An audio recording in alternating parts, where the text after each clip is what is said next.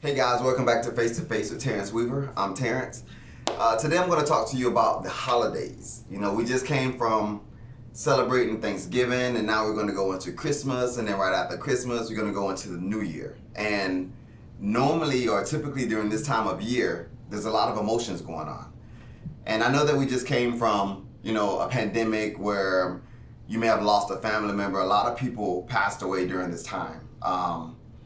Of losing people to COVID-19 or whatever it may have been, sickness. But also we have a lot of depression and things that circulate around this time.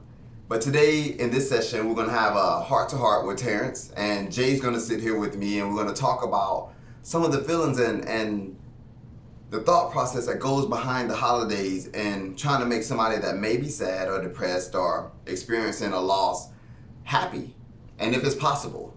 So stay tuned, and we're going to get with you here shortly. So guys, I have Jay on the screen with me here, and we're going to talk about the feeling that surrounds the holidays. And Jay's been with me for a while. He's always behind the scene with the camera from my A1 from day one. And yes, sir. With this, he's experienced and watched me grow throughout these sessions that we've been recording, and as I've been writing different books, and he's been there to encourage me. But also he's been there with me through my light days and my dark days. Mm-hmm. There are a lot of times when, we've done this for, over a year, like what, 2-3 years now with the pandemic? In October, we started on Halloween, so yeah. It was 2020. Yeah. So we've been doing this now for over 2 years, and with this, would you say that there's a period of time like towards the end of the year where you see me kind of fall off because of the depression that I'm going through, right? Mostly everybody on the team, really, it's busy with the holidays, it's busy with life, and the times that we had with close ones that may not be around. Yeah. And as you guys heard earlier in the reading, my brother died in December. WJ, the one that I wrote about in the book, Face to Face with Life Meets Reality. And my mom died in January 22nd. Back in 98, and my brother died in back in 94 is when he died. My mom died in 98, and I know to some of you guys like, wait, that's a long time ago. And then I lost my oldest brother around, his birthday is in September, the end of September, right. And then he died like October 3rd, and that was like 2016. And with that, I've lost 3 very important people around the end of the year, right around Thanksgiving, Christmas, and New Year's. And to me, I felt like as I was growing up that I should be able to get over it. At some time I forget it and it should be behind me, but that isn't the case. No, you never really get over it. Is never really the case. It's really just how you manage it and how it becomes more manageable. I'm sure you've experienced that over time, and a lot of us with loss have. Yeah. No, I actually have dated some of my exes in the past. They would actually come up to me and they're like, hey, I'm here, in your life now to make things better. Right. Come over to my family for Thanksgiving or come to my family for Christmas. And they do not understand. And it could be me, and maybe some of you guys have family members or girlfriends or boyfriends that you're dealing with that may be experiencing this. Right. But as I sit around the table and hear them think about, or say things that they're so thankful for. I'm thankful for my mom and, my brothers, my dad, my sister. And it's kind of, to me, it's gut-wrenching because I don't have that, Oh, of course. And I think that that's a hard thing, a situation to be in. I smile and I go, but it's a constant reminder like, what did I do wrong? And I know it isn't something I did wrong, but it's just life, and life happens to everyone. Yeah. Do you have anybody that you know have lost people? Or have you lost anyone? Yeah, me personally, I lost my grandpa and my uncle in the same year, and I have lots of friends that have lost siblings, parents, recently or in the past, but it's hard, especially around the holidays when that empty seat is there, and you think about the times growing up or at whatever periods, you were with those loved ones, and it's definitely hard. And one thing I've learned was this: as the years go on, and you're with a significant other, or your family grows. Mm-hmm. I think there's an expectation that because you have kids or you got married or you have more additions to your family that should outweigh or overshadow Right. what you've lost. And I was thinking the other day, I was like, wow, my son Jackson is 5 now, and he's growing up to be a big boy. And his birthday is December 12th. So 12/12, so directly almost in the middle of all of Right. that, at the end of the year. And that brought happiness to me that he's here, but also there's still a sadness that kind of glooms over because I'm like, man, it'd be Yeah. amazing if my brothers were here, my mom was here to experience this with me. Do you feel like that's something that is kind of a sign, if you will, of a light in your life to kind of lead you during a hard time that's usually around? Yeah. No, I definitely do. I think that God, planted him directly in the midst of my darkness as a light Right. for me to overlook and to focus on, positive things. But in life, I think that we've been so homed in or taught as kids to focus on the negativity, find the problem, solve the problem, and the problem is, my brothers and my mom died. And it's like, how do you fix this? And you realize that there's no solution, No. to that problem. Right. But I try to focus on Jackson and the positivity is there majority of the time. But then there's still moments, before his birthday or after his birthday that I'm just like, man, And I also realize this, Jackson's only been alive for 5 years. Right. And my brother and them, I experienced life. I lost WJ when I was 14. I lost my mom when I was 18. And then I lost Connell, my oldest brother, probably when I was 33. So as I'm sitting there thinking to myself, I'm like, I had a life with those people, a long life, and I've only had a short life with Jackson, 5 years. So his life hasn't overshadowed the life that I had with him. Right. And I kind of think that I kind of think that there's a time balance that kind of happens. I know it's never going to go away, and the pain's going to always be there. Right. But I'm hoping that darkness won't be so big and the light will outshine it, if that makes sense. Yeah, I mean, it sounds like he is a piece in the puzzle of managing your life, your journey, what you have in store for those dark days that are during these really tough times. Yeah. And I think one important thing that I would tell if I had to give some advice to a loved one who is walking beside someone that is experiencing something of this magnitude. I think that in society we've been taught that it's not okay to be depressed. It's not okay to feel sad. It's not okay to be alone during the holidays. But truthfully, I think that it is okay.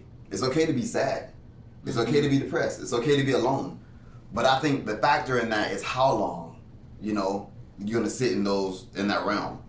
I think for a short period of time, yes, it's okay to acknowledge it, Maybe during on those days, I see in Chicago, they do a lot of bloom releases for the families, Right. when they die or something. I tried that one year and I thought it was silly because I didn't come from that era. I'm like, who releases blooms, perfectly good blooms and just floating around? Yeah, It's gonna, the environment. yeah, the environment. It's gonna land on somebody's house or something and get tangled in the trees later as the helium deflates. But the truth is, as I did that and we had a cupcake, me and Jackson, and we shared the cupcake and our girlfriend at the time, and we just we ate it and we enjoyed. Right. It was a positive moment in the middle of darkness. On that day, I normally just sit and I'm just sad. So Yeah, no, that's true. So I really think that it's just how long you stay in those moments. Even when you invite someone to Thanksgiving dinner and they're saying that, take a moment to Right. acknowledge the people that you've lost. And it's okay. They are gone. They did experience time with you. And you had, with my brother WJ, I had 14 amazing years with him. Instead of thinking of all of the years I lost, acknowledge the years I was there. Yeah. But I think that it's okay to experience, and to acknowledge and to sit in a moment of that darkness. And a lot of people may not agree with me, but I'm just telling you from my own experience. The moment that I, kind of go through that day and I wake up, I know there's a gloom around me. I'm like, you know what, they did die. But let's think of the positive things during this time that, they implemented in my life. to help me grow and be successful, and some of the memories and the pictures and all the other stuff, and then move on. Exactly. Because it's not like they haven't been a part of my life. They were a part of my life and a big portion of my life. Exactly. Yeah. No, I agree. Yeah, I think that's a good point about managing, you know, the good and not focusing really on the bad. I mean, there are going to be days it's okay to be depressed, and it's okay to recognize that those hard times, and that it's really sad that they're gone, or you know that people have passed. But I think it is great that you found ways, Terrence, to find out, you know, that those 14 years, you know, that you had were you know, great, and that you know, the time that you can move on with is time that you move on with. I mean, a great example of that was the Christmas Carol, right? With Ebenezer Scrooge, and everybody always like, bah, humbah, you know, with Scrooge. But the truth is, if you go into that story, you know, down the rabbit hole with that story, you realize that Scrooge's father neglected him. Yep. You know, his sister died and his fiance left him. You know, and by that, during those times of the holiday, Christmas, everybody else singing and they're happy and they're, you know, going through, and he constantly worked, you know, like dove into his work and making money, and he was rich. He had focus, tunnel vision. But at the end of it, you know, a ghost from past, present, and future kind of walked him through it and was like, hey, you know, here's this. Here's your focus on the negativity of the bah humbug part of it, and you have all of these amazing things. So when we have those people beside us that walk with us, just to give us a different perspective and wake us up, like, yo, like, I know that your brother and your mom died, but hey, I'm here with you. Right. Let me walk with you and show you a better side of this. Yeah, and a lot of people, you know, whether they like to admit it or not, they have a community. You know, look around. Everybody, you know, has somewhere that they belong, or people they pass along the street. Whether you know, you be to yourself or be very sociable, but you know, we got to recognize those people during these tough times, that they are around, and you are never truly alone. Yeah, and I spent a lot of Christmases alone, like Thanksgiving, New Year's. People will invite me, and I'm like, yeah, I got something to do, and I really didn't have anything to do. I just want to sit at home and be alone, because I've accepted that part of me, that pity part of me, that that part of me that almost said that they're not here and they're not alive, then I shouldn't be celebrating and I shouldn't have the happiness and all of this stuff around me. But what I really wanted was just somebody to sit with me. You know, like, they may have their family and they're so used to the traditional dinner at their family, but you know, for that one person to leave and come sit with me or sit beside me during my darkness, and we just kind of walk through it together, and eventually I'll make it over to the table at some point. But I didn't want to be alone, even though I was alone. Right. You know? And that's something hard to walk through. A question that I have for you to really change here is, you know, for the person maybe they've had loss, or they've had times, you know, but they've gotten over, and someone like yourself, Terrence, who has gone through, you know, those series of loss, or maybe other people we know that have gone through series of loss especially during the holidays. How can somebody from an outside kind of recognize that and help, you know? The truth about life is, the longer you live, in all honesty, the more people you're gonna lose that you know. You know, over time. If you live to be 80, you're gonna lose your brothers, your sisters, your moms, your dad, and that's the goal for, you know, the parents, to have kids and the kids outlive their parents, right? Right. But in that process, new life happens. You kind of hope and expect that, you know, you're gonna have grandkids, kids, you know, great grands, and all your trees gonna become fuller. But with me in that scenario, the signs were there. You know, the depression was there, and whether you recognize it or not, it's there. You know, I was crying out for help. You know, again, I had the gun to my head, ready to end my own life. You know, and I know that you just read about Twitch.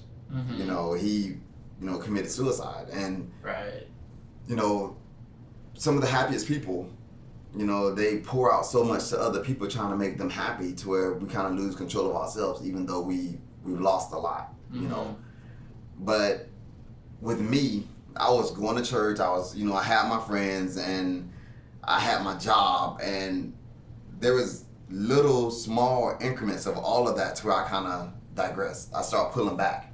I didn't stay at church as long, even though I went. I didn't give my full effort at work, even though it was there. And even in relationships, I didn't have it. I just felt like I wasn't there.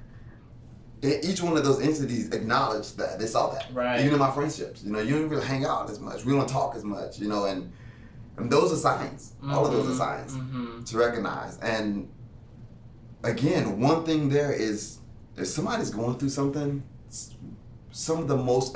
one of the most important things you can do is sit in silence with them. Just walk there. Don't say nothing. Just sit. When they want to talk, they'll talk. It may seem awkward, but their mind is racing. They got a lot of things going through their mind, and sometimes they just don't want to be alone. And just to sit there, call them on the phone. If they say, "Hey, I don't want to talk," and they don't hang up, stay on the phone. Just sit there and listen to each other breathe. When you're younger and you're dating a girl, and the first time you talk on the phone, "I want to sleep." I want to go to sleep too, and can we just sleep together on the phone? And you just sit there breathing, and you can hear the person snoring or just breathing hard. Yeah. But just knowing that person is there meant a lot to both of those people, right. and to the person going through the depression. Yeah, it means you're alive, makes you feel alive in the sense. But no, that's really good. I mean, I guess another thing is for those. I mean, how did it make you feel when some of those people that would check in, with you, and your strong friends that you would check in with, how did you pay that, and how did you most respect when people would pay that? I mean, I know you said sit in silence, but what were ways that you checked in on your stronger friends, that needed you maybe? I would just send them a text, like, "I love you. You're not alone," or just send them, motivational things, or even funny things like on TikTok. They may not respond back to me, and not to get mad. I think that a lot of people, they get offended in their friendships when they feel like they're not reciprocating or getting a certain type of level of respect that they should. I text you 3 or 4 times and you haven't called me back. Well, they're going through something. Right. That's obvious. Like, I called you and you haven't called me back. Well, show up at the house. Don't show up with an attitude. Show up with, my favorite coffee or something. It's like, "Hey, I just wanted to bring you this." Right. Because your friends. Your boyfriends, your girlfriends, your wife, your husband, your brothers, your sisters. Those people. And when something is off. When they're not walking right, they're not talking right. These things. And something in you tells you, but life happens. We're going through our own stuff. And it's kind of like, you know what? Yep. They get over it. But you don't know to what level or degree. A lot of my friends were crying, like, after they read Face to Face. And they was like, "Why didn't you tell me?" I'm like, "Why didn't I tell you what? Why didn't you tell me that life was that hard? And to the point that you had a gun." I was alone in a quiet room with a gun to my head, ready to end it. And there was nobody there. Nobody. And God just kind of did his thing, but I had told everybody without telling them that I was to that point. And I did have friends that was there. People that I didn't think that were my best friends, to be honest with you. My best friends wasn't there, but people that just showed up and took me out and had Chinese food with me and told me that things are going to be okay. Because during those times, you focus on the negative things, such as my car broke down at that time, and I just felt like the world was on me, and my job wasn't doing the best, and I got wrote up at work for doing something that I got the best scores at work, but I got wrote up because I didn't put the notes on my cases right. Girlfriend issues, all of these things that was happening, but there were certain key people that showed up. A friend drove from Kansas City just to make sure I was okay. 3 hours. Just to hang out with me for an hour, to drive back 3 hours. Like, another friend came and took me out to eat Chinese, my favorite Chinese place, and paid for it, and just kind of like, they knew.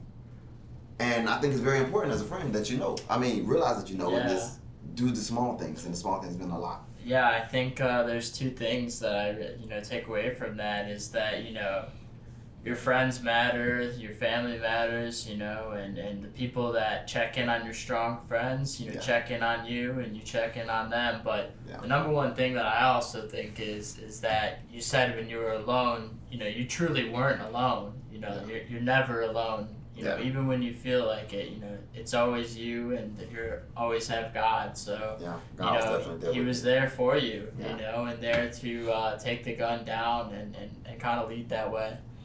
No, I agree. And I just want to tell you that I know we're wrapping up, but I want to tell you this, that you're never alone.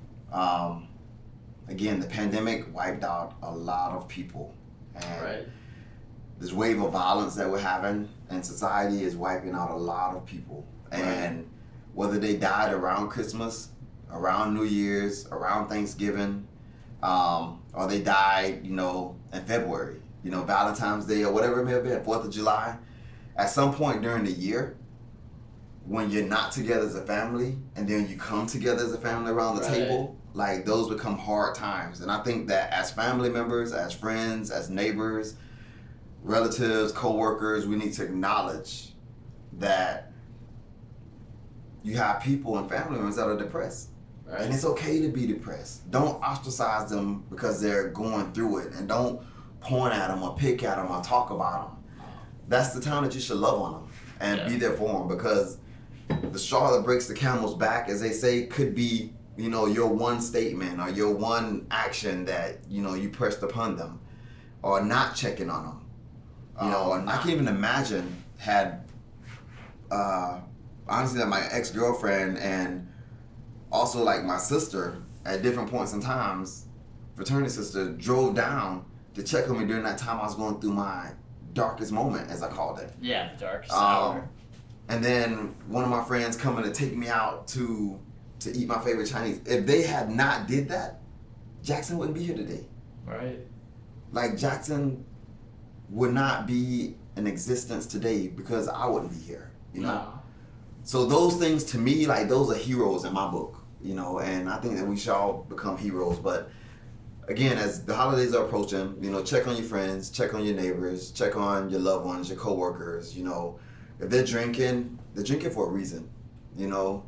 If they're, you know, smoking on drugs, or they're sad, or they're just not at the table, you know, look at that seat and realize that there may have been a family member that died that's not at the table, but the family member that is alive that isn't at the table, go check on them, go get them, bring them to the table, let them be a part of it, you know, because a holiday without them will be a holiday that you'll never forget. We love you from Face to Face. Jay, thank you for attending today. Yep. I know he's normally behind the camera and he's shy, but this is a very serious topic, and he wanted to challenge me to come and talk about this. And there's options out there. You know, I know a lot of you may feel like you're not loved. Just know that I love you. I know that Jay loves you. We do these shoots because we want to show you how much we love you. And you're not the only person that's going through it. You have a community that's here. Hey, feel free to email me, you know, TarranceWeaver@gmail.com. You know, message, write comments on the Face to Face. Face to Face, yeah. We are here. We love you. We are your community if you don't have one. And there's also hotlines that you can actually call for suicide. Right. You know, I don't have the number here, but we're going to list it at the bottom. Feel free to call that number, and don't be afraid.